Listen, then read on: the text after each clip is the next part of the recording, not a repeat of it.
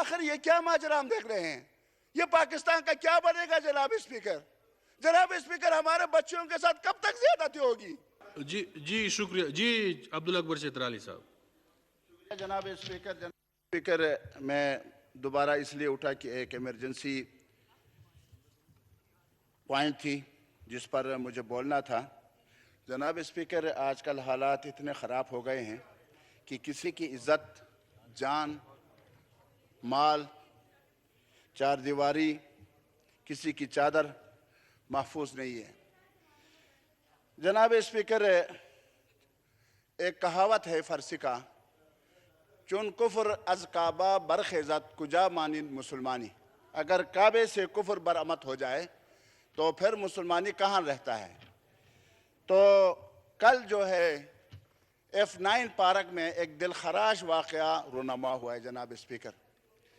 ہماری ایک بچی نوجوان لڑکی جو وہاں گئی تھی، شام کے بعد وہاں تھی، تو اس کو بزور بازو 2-3 آوارہ لڑکوں نے وہاں سے اٹھایا اور جنگل میں لے گئے اور ان کے کپڑے پھاڑ دیے، کپڑے اتار دیے اور کپڑے دور پھینک دیے، اور پھر ان کے ساتھ اجتماعی زیادتی ہوئی. جناب اسپیکر یہ آئے روز کا واقعہ ہے. جب اسلام آباد میں اس طرح کا واقعہ ہوگا تو آپ اندازہ لگائیں پشاور، لاہور، فیصل آباد اور کراچی اور اس طرح کے دوسرے جو ہمارے شہر ہیں اس میں کیا حالت ہوگی. جناب اسپیکر حکومت کیوں اپنی ریٹ قائم نہیں کر سکی؟ جناب اسپیکر F9 پارک کتنی حساس جگہ ہے، وہاں کیوں سیکورٹی کا کوئی انتظام نہیں ہے؟ آخر وہاں جو ہے نا جی اتنا بڑا پارک ہے اور وفاقی حکومت کی ملکیت ہے، تو وہاں یعنی سیکورٹی والوں کا نہ ہونا اور ایک بچی کے ساتھ زیادتی ہونا، ایک بچی کی عزت کو تار تار کرنا اور پھر اس کے کپڑے پھاڑ دینا اور کپڑوں کو پھر دور پھینک دینا تاکہ یہ ننگی جو ہے وہ دوڑ نہ سکے، چل نہ سکے، اور اس کے ساتھ بار بار زیادتی ہوتی رہی اور وہ بچی روتی رہی. آخر یہ کیا ماجرا ہم دیکھ رہے ہیں؟ یہ پاکستان کا کیا بنے گا جناب اسپیکر؟ جناب اسپیکر ہمارے بچوں کے ساتھ کب تک زیادتی ہوگی؟ کب تک ہم اپنے بچوں کو اس طرح کے ذلت سے اٹھاتے رہیں گے تو ان کو دلاسا دیتے رہیں گے؟ جناب اسپیکر اس پر کچھ ہونا چاہیے. آپ رولنگ دے دیں اس پر کہ کم از کم اسلام آباد یہ تو دارالخلافہ ہے، دارالخلافے میں تو ہمارے بچوں، ہمارے بچیوں، ہمارے ماؤں، ہمارے بہنوں کی عزت وہ تو محفوظ ہونے چاہیے. شکریہ چترالی صاحب. یہ بہت افسوسناک واقعہ ہے جی، اور رولنگ دی جاتی ہے آئی جی صاحب کو کہ 24 گھنٹے کے اندر اندر اس ایوان کو رپورٹ دے اور جو بھی ذمہ داران ہیں ان کے خلاف ایکشن لیا جائے اور اس طرح کے کرداروں کو نشان عبرت بنانا چاہیے. جی عبداللہ اکبر چترالی صاحب، پوائنٹ آف آرڈر. شکریہ جناب اسپیکر. جناب اسپیکر میں آپ کا مشکور ہوں. میں ابھی چترال سے یہاں آیا ہوں. جناب اسپیکر چترال میں لوگوں میں ایک تشویش ہے، تشویش کی لہر ہے. لوگ پریشان ہیں. وہ اس لیے پریشان ہیں کہ ایک طرف سیلاب کی وجہ سے تباہی مچی ہوئی تھی اور سیلاب زدگان کو ابھی تک ریلیف مرکزی حکومت سے نہیں ملی ہے.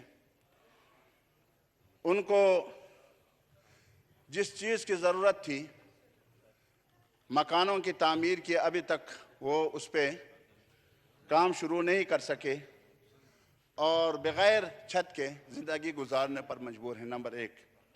دوسری بات جناب اسپیکر یہ ہے کہ چترال کے جتنے بھی میگا پروجیکٹ ہیں اور جو نیشنل ہائی وے اتھارٹیز کے زیر انتظام وہ کام ہو رہے ہیں، ترقیاتی کام، وہ ٹھپ ہو کے رہ گئے ہیں. تمام جگہوں پہ کام بند ہے بشمول Lowari tunnel approach road, Ayun Bumburet road, Chitral Garam Chashma road, Chitral Shandur road اور اس طرح بنی بزن روڈ. یہ اس پر کام مکمل بند ہو چکا ہے. لوگوں میں تشویش ہے. میں وزیر مواصلات صاحب، میرے بھائی اس وقت موجود نہیں ہیں، اگر کوئی نوٹ کر کے ان کو دے دیں کہ کم از کم فلور آف دا ہاؤس جو کچھ اندر خانہ ہے، جو ان کے ساتھ اگر حکومت ان کو فنڈ نہیں دیتی، وہ بھی اگر ہے، اور کب کام شروع کریں گے وہ بھی اگر قوم کو بتا دیں تو قوم مطمئن ہو جائے گی. مظاہرے نہیں ہوں گے، احتجاج نہیں ہوگا، دھرنا نہیں ہوگا، کہیں بھوک ہڑتال نہیں ہوگی، اور آرام سے چترال کے لوگ انتہائی یعنی پرامن لوگ ہیں. وہ بے جا کسی کو یعنی تنقید کا نشانہ نہیں بناتے. جب تنگ آمد بجنگ آمد، جب لوگ تنگ آتے ہیں تو پھر اس جنگ کے لیے بھی تیار ہو جاتے ہیں. تو چترالی جو ہے نا جی انتہائی پرامن، لیکن اپنے حق کو لینے کا طریقہ بھی سلیقہ بھی ان کو آتا ہے. میں آپ کی وساطت سے مرکزی حکومت سے یہ درخواست کروں گا کہ آپ فوری طور پر چترالی قوم کو مطمئن کریں کہ ان پر کام کب شروع ہوگا. مجھے اسد محمود صاحب نے یہ فرمایا تھا کہ ہم نے 15 ارب روپے ڈیمانڈ کی تھی، حکومت ہمیں 8 ارب دے رہی ہے، اور اس میں چترال شاندور روڈ پر کام شروع دوبارہ ہوگا، لیکن کب ہوگا یہ پتہ نہیں ہے. اگر اس پر ہمیں اعتماد میں لے لیں، میں آپ کا بھی مشکور رہوں گا اور میں وزیر مواصلات کا بھی مشکور رہوں گا. شکریہ جی، آپ کا پوائنٹ آ گیا. جی محترمہ شگفتہ جمانی صاحبہ. بہت شکریہ جناب اسپیکر. جناب اسپیکر، ابھی تھوڑی دیر پہلے میرے بھائی نے جو کمیٹی کا ذکر کیا اور اس پہ آپ نے رولنگ بھی دے دی ہے. سر، جب پولیٹیکل گورنمنٹ آتی ہے خاص کر کے تو پیپلز پارٹی کو یہ کریڈٹ جاتا ہے کہ وہ ہمیشہ عوام کے مسائل کو پیش نظر رکھتے ہوئے، نوجوانوں کے مسائل کو پیش نظر رکھتے ہوئے ان کو روزگار مہیا کرتی ہے. اس حوالے سے ہمارے بہت سارے منسٹرز پہ، ایون محترمہ بے نظیر بھٹو شہید پہ بھی یہی کیسز داخل ہوئے کہ جی آپ نے لوگوں کو نوکریاں دی ہیں. اب جبکہ 4 سالہ جو دور تھا جس میں ہر چیز پہ پابندی تھی اور لوگوں کو پہلے تو وعدے یہ کیے گئے تھے کہ جی لوگوں کو روزگار دیں گے، 1 کروڑ نوکریاں دیں گے، 50 لاکھ گھر دیں گے، لیکن جو لوگ روزگار پہ تھے ان کو بھی بے روزگار کیا گیا. اب اس پی ڈی ایم کی حکومت نے اور اس ایوان نے، اس آگسٹ ہاؤس نے ایک کمیٹی بنائی ہے اور وہ کمیٹی بہت اچھا کام کر رہی ہے، اور تمام جو بے روزگار لوگ ہیں یا جن کو گھروں پہ بھیج دیا گیا تھا ان کو دوبارہ اپنے روزگار پہ لا رہے ہیں. میں یہاں بات کروں گی ای او بی آئی کی ڈپارٹمنٹ کی. سر، اس کا مسئلہ یہ ہوا کہ پچھلی حکومت نے رات کے اندھیرے میں ان آفیسرز نے، ان بیوروکریٹس نے جا کے معزز عدالت کو مس گائیڈ کیا، اور اس میں ہمارے 400 سے زیادہ لوگ جو ہیں وہ بے روزگار کیے گئے. اب وہ جو ہمارے بچے بے روزگار بیٹھے ہوئے ہیں، اس کمیٹی نے تو ان کو بحال کر دیا ہے، لیکن ڈپارٹمنٹ نہیں چاہتا کہ ان بچوں کو دوبارہ روزگار پہ لایا جائے.